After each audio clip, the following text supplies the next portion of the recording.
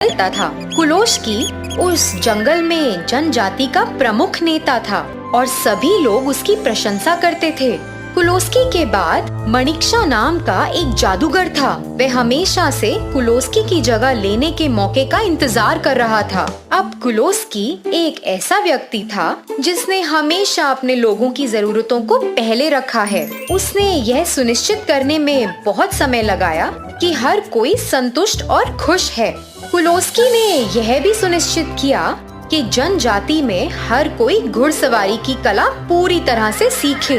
इस वजह से ऐसा हुआ कि हर परिवार के कम से कम एक सदस्य के पास एक घोड़ा था और अच्छे से घुड़सवारी करना भी आता था। एक दिन एक संत जंगल पार कर रहा था। उसने कुलोस्की के बारे में कई शानदार बातें सुनी थीं और वह उससे मिलना चाहता था। जब वह चल रहा था, कुलोस्की खुद उसके रास्ते में आया। अभिवादन संत जी, हम बहुत धन्य हैं और आपको हमारे जंगल में पाकर हम बहुत आभारी हैं। मैं विनम्रता पूर्वक आपको अपने घर पर जलपान और आराम करने के लिए आमंत्रित करता हूँ। वे दोनों जनजाति की ओर चले। संत ने झोपड़ियों और आसपास की चीजों को देखा। तुरंत उसे ऐसा लगा कि जंगल के इन लोगों के साथ कुछ बुरा होने वाला है। मेरे बेटे, मैं तुम्हें कुछ महत्वपूर्ण बात बताना चाहता हूँ। तुम ध्यान से सुनो और जैसा मैं कहूँ वैसा करो। अपने जादू का उपयोग करते हुए संत ने हाथ में तरल की एक छोटी बोतल दिखाई। उसने उसे कुलोस्की को दिया। बेटा, बहुत जल्द आप और आपके लोग एक समस्या का सामना करने जा रहे हैं। इस बोतल को अपने पास रखें और समय आने पर इस बोतल का इस्तेमाल समझदारी और परिस्थिति के अनुसार करें। कुलोस्की ने संत के साथ सहमति व्यक्त की और बोतल को स्वीकार किया। कई दिन बीत गए और जादूगर मणिक्षा प्रमुख पद संभालने के लिए अपने मौके का बेसब्री से इंतजार कर रहा था। अब क्योंकि कुछ भी नहीं हो रहा था, उसने जनजाति में परेशानी पैदा करने का फैसला किया और फिर कुलोस्की से पहले उस समस्या का समाधान करने का सोचा। इस तरह उसे सभी से प्रशंसा मिलती और लोग उसे जनजाति का प्रमुख बना देते। इसलिए मणिक्षा ने अपने हाथों में कुछ बीज लिए, उन पर एक जादू किया और उन्हें जंगल के बीच में दफन कर दिया। कुछ ही समय में बीज खतरनाक बेल में विकसित हो गए और वे पूरे जंगल में फैल गए। ये बेल बहुत मजबूत थी और किसी भी व्यक्ति या जानवर को पकड़ सकती थी।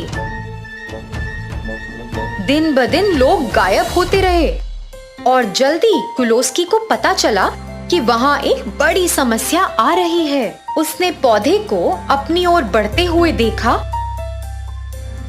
सभी लोग अपने बच्चों और सामान को इकट्ठा कर अपने जीवन को बचाने के लिए नदी की दूसरी तरफ जाएं और अपना रास्ता बनाइए।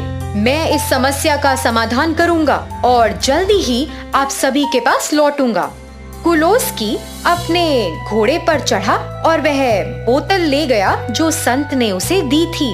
उसने घोड़े पर उस तरल को डाला और प्रार्थना की कि उसे उड़ने के लिए पंख मिल जाएं। जैसे ही उसने प्रार्थना की, उसके घोड़े की पीठ पर 2 बड़े पंख आ गए। घोड़ा अचानक बोल पड़ा, मुख्य, आप जिस समस्या का सामना कर रहे हैं उसे ठीक करने के लिए हमें जमीन के पास उड़ना चाहिए और इसे नष्ट करने के लिए इन पौधों की जड़ों को खोजना चाहिए।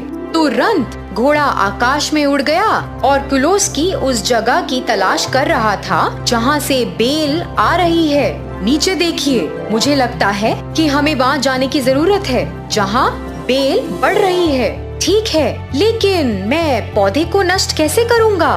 मैं इसके पास नहीं जा सकता, नहीं तो मैं फंस जाऊंगा। मुझसे जितना हो सके मैं नीचे उड़ूंगा। मेरी पीठ पर रहें और पौधे को जमीन से बाहर खींचें।